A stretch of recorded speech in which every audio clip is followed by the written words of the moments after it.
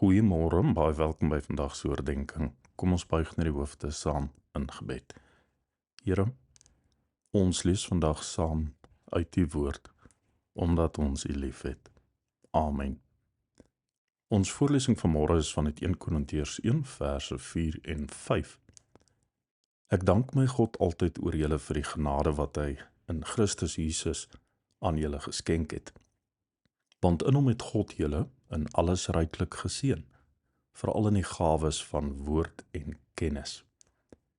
In 'n neutedop sê Paulus, Christus is ons vertrekpunt en eenheid. Moenie hierdie wysheid vergeet nie. Paulus is veral dankbaar oor die gawes van woord en kennis wat God aan die gelowiges geskenk het. Dit is opvallend dat hy hier gawes van woord en wysheid uitlaat.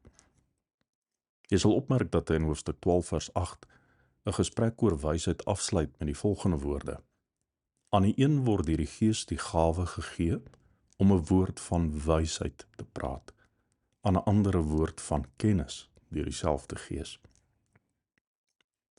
Dit is duidelik dat hy in sy brief 'n woord van wysheid na die gemeente in Korintiërs wil bring. Dit blyk dat hulle 'n woord van kennis het, maar nie noodwendig 'n woord van wysheid nie. Ek wil nie die brief vooruit hardloop nie, maar wil graag vir jou 'n oproep gee wat Paulus voorlê om te onderskei tussen blote kennis en wysheid. Hy gebruik dit ook om die woorde van ons teks uit te lig. 1 Korintiërs 1 vers 10 sê hy: Ek doen 'n beroep op julle almal, broers, in die naam van ons Here Jesus Christus, om eensgesind te wees. Daar moet geen verdeeldheid onder julle wees nie. Julle moet een wees in dieselfde gesindheid en met dieselfde oortuiging. Die wysheid wat in daardie gemeente ontbreek het, was om te onderskei dat hulle Christus volg en nie aardse leiersfigure nie. Hulle het gestry oor wie hulle moet volg. Sou dit Apollos, Paulus, Christus of Sefas wees?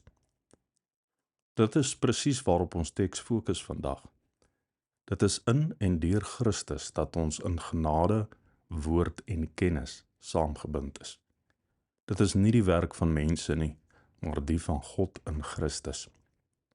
Alles kom alleen uit hom, nie uit ander leiersfigure nie.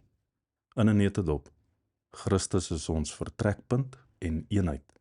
Moenie hierdie wysheid vergeet nie. Ek dank my God altyd oor julle vir die genade wat hy in Christus Jesus aan julle geskenk het, sê Paulus. Want in hom het God julle in alles ryklik geseën, veral in die gawes van woord en kennis. Almagtige Hemelse Vader, baie dankie vir die genade wat U in Christus Jesus aan ons elkeen geskenk het. In hom het U ons in alles ryklik geseën. Amen.